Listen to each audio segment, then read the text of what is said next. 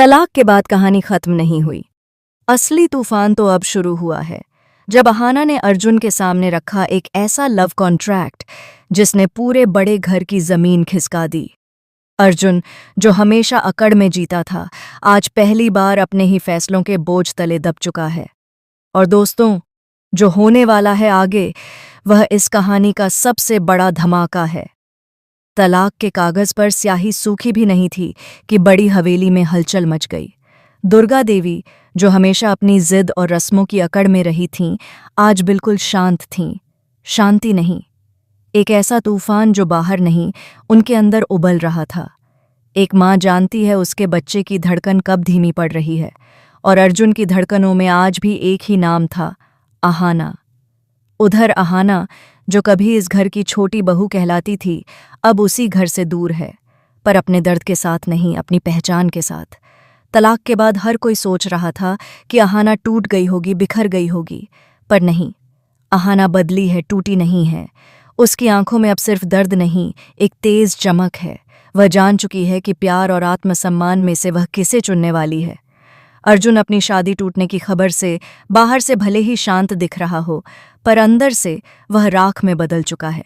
उसने सोचा था कि वह सब भूल जाएगा, उसने सोचा था कि अहाना की जगह कोई और ले लेगा, पर सच तो यह था कि तलाक ने उसे पहली बार आईना दिखा दिया था कि वह आज भी अहाना से बेपनाह मोहब्बत करता है। और इस बार न जिद काम आई, न अकड़, बस एक कचोटता हुआ पछतावा। पर कहानी में ट्विस्ट तब आया जब दुर्गा देवी को शटू मामा ने सारी सच्चाई बताई।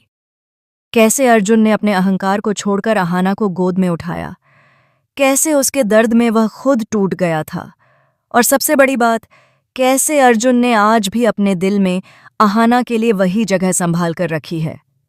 यह सुनकर दुर्गा देवी के अंदर की मां जाग उठी। वह अब किसी की बात नहीं सुनने वाली थीं। शाम को जब पूरा घर हॉल में जमा हुआ, तो हवा में अजीब सी बेचैनी थी। पॉल्टू और पिशमुनी पहले से ही तमाशा देखने को तैयार बैठे थे कि तभी दुर्गा देवी ने अपनी भारी आवाज में ऐसा फैसला सुनाया कि सबके पैरों तले जमीन खिसक गई। उन्होंने घोषणा कर दी, अर्जुन की दूसरी शादी रद्द, रिश्ता खत्म, सब साफ। घर में हड़कंप मच गया। पॉल्टू के चेहरे पर जैसे करंट दौड़ गया और पिशमुनी का दिल मानो बैठ गया। दोनों ने मिलकर दुर्गा देवी को समझाने की कोशिश की। इज्जत जाएगी, बदनामी होगी, समाज क्या कहेगा। पर इस बार दुर्गा देवी किसी की नहीं सुन रही। उनकी आंखों में गुस्सा नहीं, एक दर्द था, एक पश्चाताप था। उन्होंने कहा, मेरे बेटे की खुशी से बढ़कर कुछ नहीं। वह आज भी सिर्फ अहाना को चाहता है, और मैं अपनी गलती सुधारूंगी। अर्जुन इस फैसले को सुनकर हैरान भी था और राहत महसूस कर रहा था, पर वह कुछ बोला नहीं। उसने सिर्फ इतना कहा, उसे वक्त चाहिए। वह किसी नई लड़की को अहाना की जगह नहीं दे सकता। पर तूफान अब भी खत्म नहीं हुआ था। रात होते ही दुर्गा देवी शटू मामा के घर पहुंची, जहां अहाना पैर पर पट्टी बांधे बैठी थी। जिस सास ने कभी एक शब्द प्यार का नहीं कहा था, आज वही सास उसके सामने आंखें झुकाकर माफी मांग रही थी। अहाना की आंखें भर आईं, पर इस बार उसका आत्मसम्मान उसके आंसुओं पर भारी था।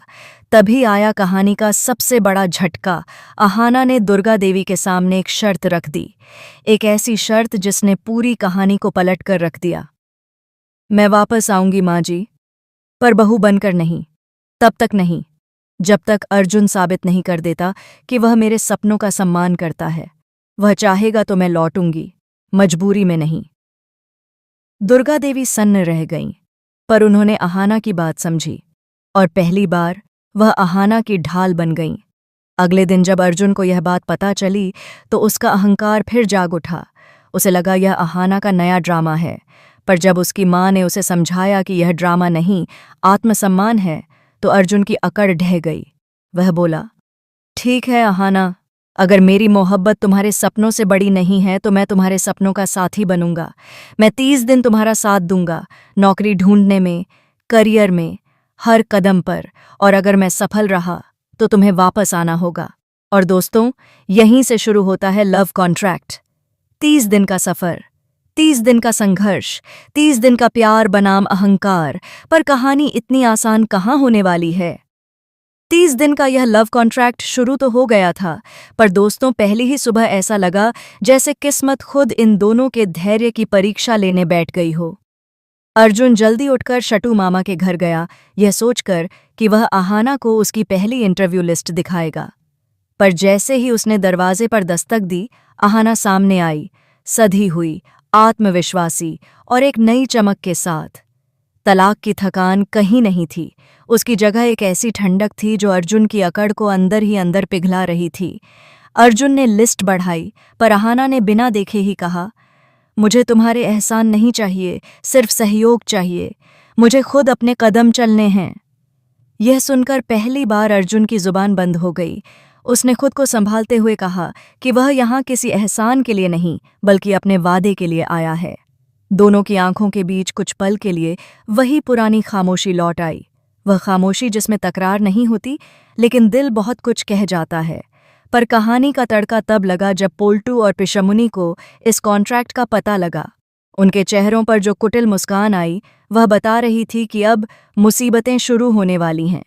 दोनों ने उसी रात एक योजना बनाई कि किसी भी कीमत पर आहाना को नौकरी नहीं मिलने देनी है।